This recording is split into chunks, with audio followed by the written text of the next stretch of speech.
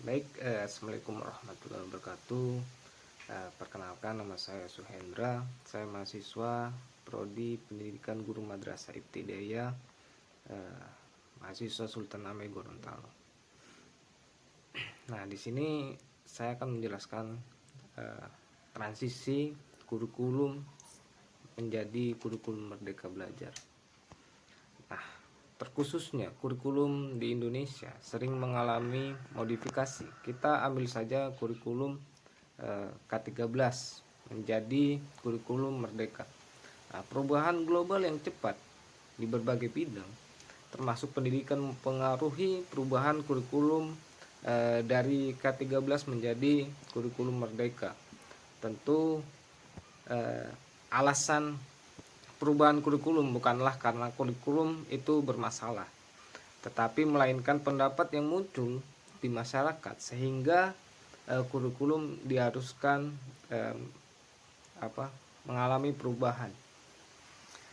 Nah, dalam transisi kurikulum 2013 ke kurikulum Merdeka, strategi pendidikan dalam menjalankan kurikulum Merdeka melalui dari sosialisasi, pelatihan, sehingga praktek pelaksanaannya mengarah kepada pendidikan karakter yang berbasis Pancasila dengan sesuai kebutuhan para anak didik, sehingga disimpulkan bahwa kurikulum Merdeka mendorong peserta didik membuat hubungan antara pengetahuan dengan penerapan di dalam kehidupan nyata sehari-hari melalui pembelajaran yang relevan dan interaktif.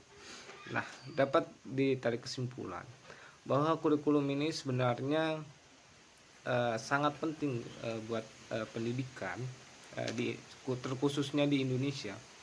Nah, bagaimana transisi kurikulum K13 menjadi kurikulum Merdeka. Nah, sebenarnya ini saling terkait dengan kurikulum sebelumnya. Sebenarnya implementasi saja ini kurikulum Merdeka Belajar. Tetapi yang dilihat sekarang, guru-guru sudah melakukan pelatihan, tetapi masih bingung untuk bagaimana implementasi kurikulum Merdeka Belajar dengan menentukan strategi pembelajaran dengan sebagai halnya. Nah, saya juga calon pendidik merasakan itu sebenarnya, yang bagaimana perubahan transisi kurikulum sangat signifikan itu secara cepat lah.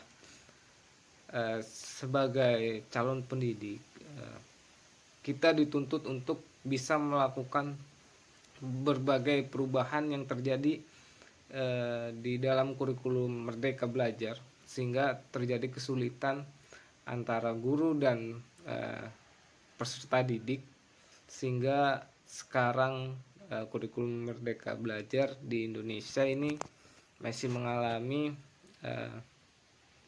proses sehingga bisa terwujudnya kurikulum mandiri. Nah, mungkin dari saya cukup sekian. Wassalamualaikum warahmatullahi wabarakatuh.